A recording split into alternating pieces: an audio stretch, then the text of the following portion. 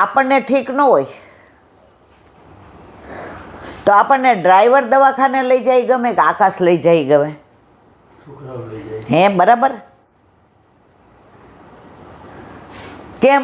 આકાશ પોતાનો છે, પોતાના લઈ જાય. ક્યાં કેસ કઢાવવાનો ને ક્યાં દાખલ થવાનું ને ક્યાંથી ઇન્જેક્શન લાવવાના ને કયા ડૉક્ટરને ફોન કરવાનું ને ક્યાં ઇમરજન્સી ને. મને લઈ ગયો ત્યારે તમને ના પાડી, પપ્પા તમારી તબિયત બગડશે, તમે ઘરે રહ્યો. એ વસ્તુ એ ડ્રાઈવરને કહેત કે લઈ જાત, મને ગમત. તો આપણા ઠાકોરજી કહે છે તારી પાસે ગમે એટલો વૈભવ હોય, પણ માં, તું મારી માં છો ને, એટલે મારી સેવા તો તું કરે ને એ જ ગમે. તું મુખ્યા ભીતરિયા રાખીને સેવા કરાવે એ મને ગમે નહીં. તો આપણા ઘરે આપણા માથે બિરાજતા આપણા ઠાકોરજી આપણને એટલો પ્રેમ કરે છે કે આપણા વિના એક પળ પણ રહી શકતા નથી. તકલીફ એ છે આપણે એના વિના રહી શકીએ છીએ. એક નાની વાત,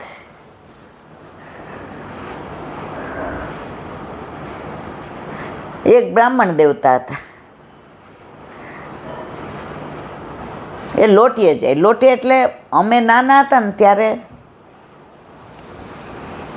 સવારના પોરમાં બાવા એટલે જે ઓલા બ્રાહ્મણો એવા હોય ને એ અહીંયા ખભે બે બાજુ ભરાઈ હોય, કપડાના ઓલી જોડી, તમારા વખતમાંય હશે, હતું ને, એમાં એક જોડી ઘઉંના લોટની હોય, એક બાજરાના લોટની હોય, મોસ્ટલી બે જ હોય, કોક ચણા લોટની હોય. એટલે સવારે નાહી ધોઈને તમે બહાર નીકળો ને એટલે એ બાવા કાકા આવ્યા જ હોય. અમને એવું શીખવાડે કે મોટા હોય ને વાળતા હોય ને તો એને કાં કાકા કહેવાય ને કાં દાદા કહેવાય. તમારે એને એ લઈ લે આ એવું ન કહેવાય. અત્યારે આપણે કેવું કરીએ છીએ, એ શાકવાળા, અરે ના કહેવાય યાર, એ શાકવાળા ભાઈ અહીંયા આવો ને. એટલે નાનપણથી એવું શીખવાડ્યું. એટલે એ લોટ આવે એટલે બાએ છે ને આગલા દિવસે સન્મુખ કરી રાખ્યો હોય લોટ, કારણ કે ઠાકોરજીમાંથી તો દેવાય નહીં. એટલે બે લોટ અમારે દેવાના, એક વાટકી ભરેલી હોય ઘઉંના લોટની ને એક બાજરીની. એટલે મેં તો એક દેતી હોય તો બે લઈને જાઉં છું, એમાં ઢોળાય છે હાથમાં. એ કે ઢોળાય તો એ બે જ દેવાના. ત્યારે સમજણ નહોતી પડતી. એ કે બેબી આજે આપણે છે ને કાલે ન હોય, તો ઘરમાં તમે બધા સંસ્કાર લઈને જાઓ કે સવારે આટલું તો કરવું જ જોઈએ. ગાયને ખવડાવવા જવાનું, આ લોટીએ દેવાનું, વૈષ્ણવને જય શ્રી કૃષ્ણ કરવાના, બંગલે મંગળા કરવાના, સ્કૂલ ન હોય તો જવાનું, પછી ચા દૂધ પીવાના. તો આ બ્રાહ્મણ દેવતા લોટીએ નીકળ્યા, એક જોડીમાં ઘઉંનો લોટ ને એક બાજુ બાજરાનો. તો સંઘ જાતો હતો 10-12 જણાનો. શ્રી કૃષ્ણ શરણમ મમ, શ્રી કૃષ્ણ શરણમ મમ, શ્રી કૃષ્ણ શરણમ મમ, જય શ્રી કૃષ્ણ શરણમ. બ્રાહ્મણ દેવતાએ કોઈ દી સાંભળેલું નહોતું. એના ગામમાં કોઈ વૈષ્ણવ નહીં, અને એક જ પાદરે ભાગોળે રામજીનું મંદિર. એટલે આવતા જતા જોડી લઈ નીકળે એટલે બહારથી દર્શન કરી લે. અને મધુરું લાગ્યું, બહુ ગમ્યું. એટલે લોટીએથી જતા જતા અડધેથી એની પાછળ હાલવા માંડ્યા. ઓલા બોલે પણ આને આવડે નહીં બોલતા, અઘરું પડે શ્રી કૃષ્ણ શરણમ મમ. અને આ હાવ મારી જેવા ભાભર ભૂતળા હતા. એટલે પાછળ આવતા હતા એટલે ઓલા પૂછ્યું, ભાઈ તમારે ક્યાં જવું છે? મારે તો આ ગામમાં જવાનું, હું એ ગામનો રહેવાવાળો છું. લોટીએ નીકળો તો લોટીએ. તમે બોલો છો મને શીખવાડો ને, મને બહુ ગમે છે. આ કોનું નામ છે? એ કે આ ગોકુળના કાનોડાનું. એ કે ઓલો બંસીવાળો હે? એ કે હા. એ કે ઓલી ગાયો પાસે આમ કરીને ઊભો હોય એ હે? હા. શીખવાડો ને. એટલે કીધું બોલ શ્રી કૃષ્ણ. એ કે આટલું અઘરું નહીં આવડે. કૃષ્ણ બોલ.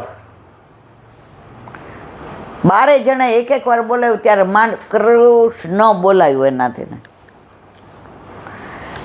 એ કે શ્રી યાદ આવે તો બોલજે, નહીં તો કૃષ્ણ કૃષ્ણ કરજે. હવે અમને જવા દે,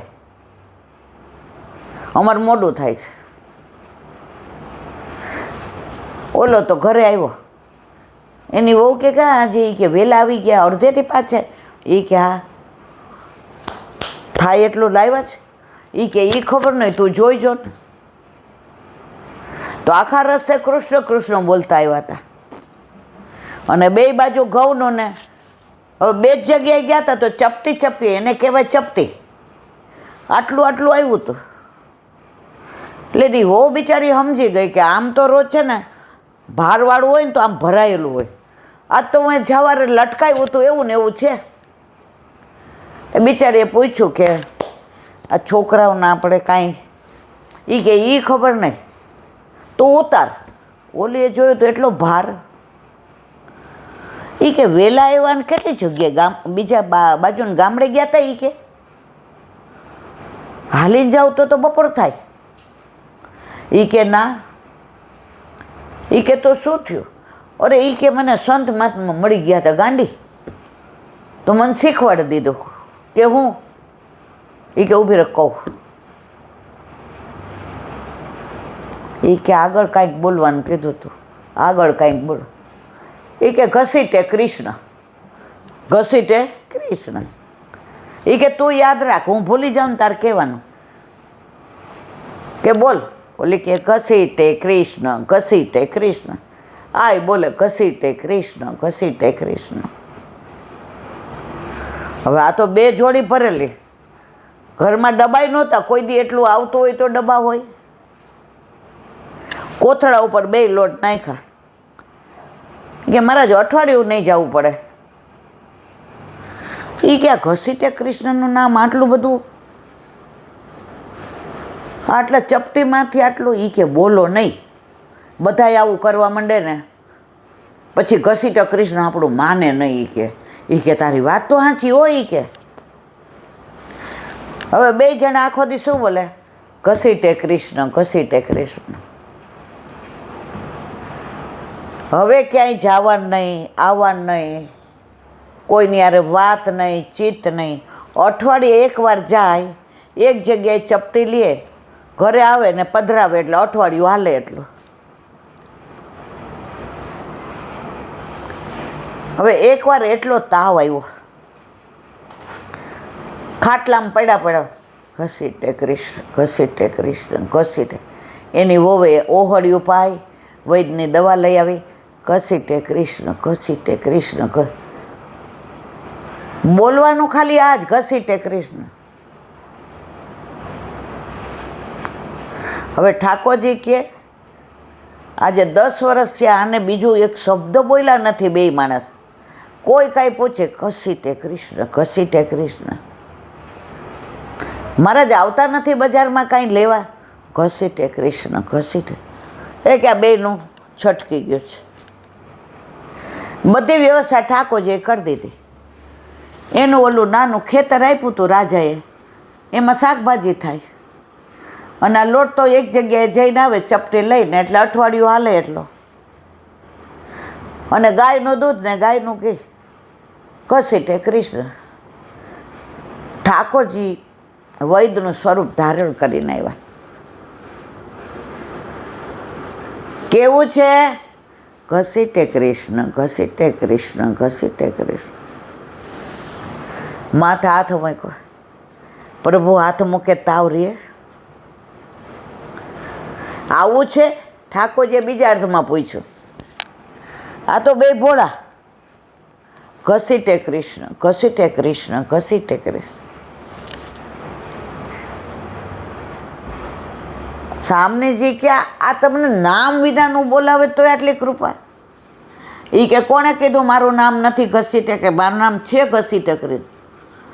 આપનું નામ ઘસીટે કૃષ્ણ? એ કે હા. એ કે પ્યારીચું, એકવાર મારા માએ મને એટલો સુંદર તૈયાર કર્યો, સ્નાન કરાવ્યું, ઉબટનો કર્યો, તિલક કર્યું, દીઠોના કર્યા, ગળામાં કેટલાય હાર પહેરાવ્યા, કોરણો ફૂલ, અલકાવલી, કંઠેસરી, નકવેસર, અને દીઠોના કરીને કે ગિરાજી નીચે જ રમજે, હવે મારે કામ ઘણું જ,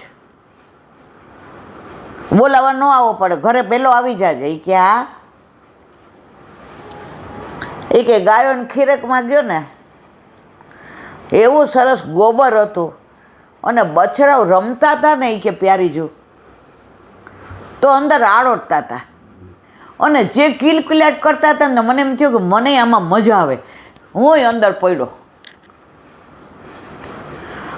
અને પછી એ કિલકિલાટ કરે હારે હું કરવા માંડ્યો તો મારો અવાજ સાંભળી ગયા.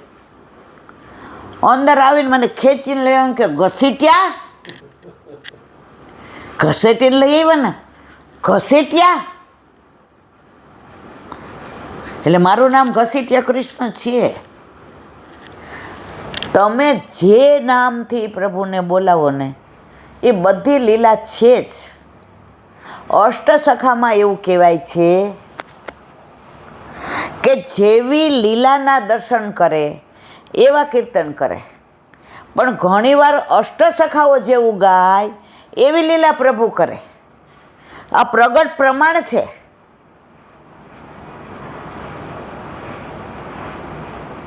તો મારા વાલા, ઠાકોરજીની એટલી બધી લીલાઓ, એટલી બધી વાતો. ક્યાંય બેસું ત્યારે નક્કી કરવું કે 8:30 હોલમાં જવું છે, એટલે 8:15 તો અહીંથી ઊભું થઈ જવાનું. ઠાકોરજી કે હું અહીં બેઠો છું ને મારે ગુણાનુવાદ સાંભળવા કેવી રીતે ઊભી થાય? પ્રભુને સૌથી વધુ વાલા ગુણાનુવાદ. એની વાતો કરીએ ને એટલે આમ કરીને સાંભળે. તો આ બધી લીલાઓ તો મારા વાલા અદ્ભુત અદ્ભુત અદ્ભુત છે. એકવાર તમે લીલાની અંદર તન્મય થઈ જાઓ ને, નહીં પ્રપંચ કરવાનું મન થાય, નહીં આગા પાછી કરવાનું મન થાય. સમય એક જ વસ્તુ એવી છે જે ગયા પછી એ પળ પાછી આવતી નથી. આપણી હવે કેટલી પળ બાકી છે આપણને. કોઈ મને પૂછે લા બેન કેટલા થયા? 68. હવે કેટલા થવાના? તેવડ હોય તો દ્યો જવાબ. અડધી સેકન્ડની મને નથી ખબર, શ્વાસ ગયો પાછો આવશે કે નથી ખબર. છતાંય સૌથી વધુ સમય વેડફતા હોય તો મનુષ્ય. અને મનુષ્યની એક ખાસિયત તો જુઓ, પ્રભુએ કેવી કૃપા કરે. એ પોતાની ઈચ્છા પ્રમાણે બધું કરી શકે. આ ગાય એની ઈચ્છા કરે કે આ કેવી સરસ સાડી છે, હું પહેરું તો ગાય સાડી પહેરી શકે? ગાયને મન થાય આજે પૂરણપોળી ખાવી જ ખાઈ શકે. સિંહ જંગલનો રાજા કહેવાય. એ ઈચ્છે મારે સ્વિટ્ઝરલેન્ડ જવું, જઈ શકે. આટલા જીવો પ્રભુએ પ્રગટ કર્યા, એમાં મનુષ્ય એક જ એવો જે પોતાની ઈચ્છા પ્રમાણે કરી શકે. તો આપણને ઠાકોરજી પોતાની ઈચ્છાથી પોતાના શ્રી અંગમાંથી પ્રગટ કર્યા, તો આપણે પ્રભુની સેવા ના કરીએ તો બુડી મરીએ. હમણાં જ મેં કીધું કે દવાખાને જવું હોય તો છોકરો લઈ જાય ગમે. તો આપણા ઠાકોરજીના શ્રીમાંથી આપણે પ્રગટ થયા, તો આપણા ઠાકોરજીની સેવા આપણે કરીએ ગમે કે ન પધરાવીએ ગમે?